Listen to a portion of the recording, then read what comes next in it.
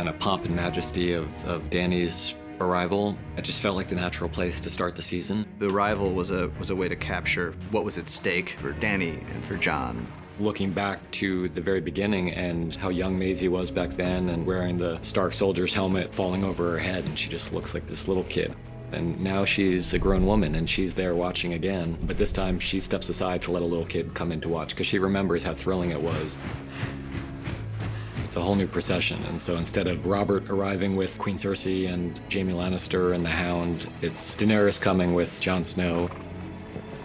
I don't think the North is the most welcoming place to outsiders. Dany's smart, she senses that distrust, and she's gonna make the best of a bad situation, but that doesn't mean that she likes it or she's happy.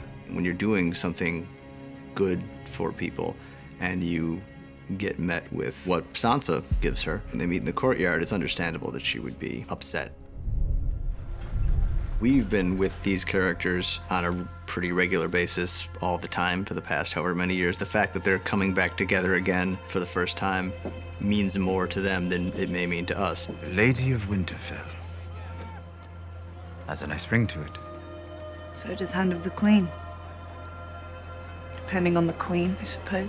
I think that if Tyrion were to have shown up on his own to Winterfell, he would have gotten a much different reception from Sansa than he did coming as the Hand of the Queen, Daenerys Targaryen. There's also the specific thing that happens in that scene, which is Tyrion has told everybody that the Lannisters are coming to join the cause, and it's amazing to her that this person she thought was so smart would ever take Cersei at her word on something like that. I used to think you were the cleverest man alive. How did you survive a knife through the heart?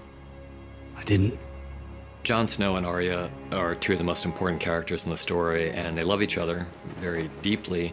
Arya was the only one who treated Jon like a real member of the family when he was a child, and he was the only one who treated her with the respect that she needed when she was a kid. Jon has invited this huge army of foreigners into their home, and Arya understands why he did it, but Arya's on Sansa's side. But you're defending her.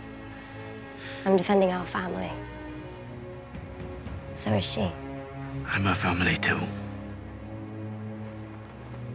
Don't forget that. Blood is definitely thicker than water when it comes to Starks. Go on. I don't know how to ride a dragon. Nobody does, until they ride a dragon. No one's ever ridden a dragon except for Dany. Only Targaryens can ride dragons, and that should be a sign for Jon. Jon's not always the quickest on the uptick, but eventually he gets there. We wanted to kind of re-anchor their relationship. It seemed important for it to involve the dragons, since the dragons play such an important role. It's a major thing for her when she sees they have some kind of connection to him. They allow him to be around them. Then when he flies up with her and shows her where he used to hunt as a kid, I think she falls even farther in love with him.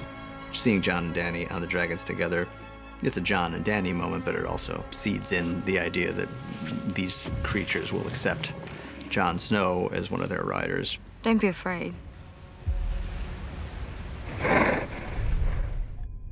One of the challenges, but also one of the exciting things about this episode, this whole season, is bringing together characters who have never met. Sam has long been one of the more important characters in this story, but he's never seen Queen Daenerys, and yet they're connected by various threads. The obvious one, which we know from the beginning of the scene, is Jorah. Sam saved him, and so Jorah owes Sam this great debt. What none of them realize until midway through the scene is that they have another horrible connection. There are all these things that you know about those characters that the other characters don't know, and some of them are very important. Dany murdered Samwell's father and brother. That's a really complicated thing for Sam because he had a really fraught relationship with his father. You know, Sam's older brother was not a bad person and died really quite bravely, standing by his father's side. John Bradley did an excellent job. The difference between the way he takes the news of his father's death and the way he takes the news of his brother's death, it was a subtle thing that he does with very few words. It's the kind of thing that he could find out in a number of different ways, but it seemed like an effective preamble and way into that later moment. Daenerys. She executed my father and brother. Not executed men who disobeyed me. You've also spared men. Thousands of wildlings when they refused to kneel. I wasn't a king, but you were. The fact that Jon's real parents were who Jon's real parents were is not news to us at this point, but what we don't know is the way that Jon is going to take this. How's the explosion going to look? Sam as a brother of the Night's Watch and Jon are more brothers than Bran and Jon ever really were. He knows it's going to hurt Jon and it's going to shatter his whole worldview. For all they know, the Army of the Dead could attack the next day, and someone has to tell Jon before that. He's being told something that he both knows is true and can't handle. So he tries to throw things in front of it to prevent him from having to deal with the truth of what he's being told. The thing he throws in front of it here is the fact that it means his father was lying to him his whole life. You've never been a bastard. You are true heir to the Iron Throne. The truth that Samwell tells Jon is probably the most incendiary fact in the entire world of the show.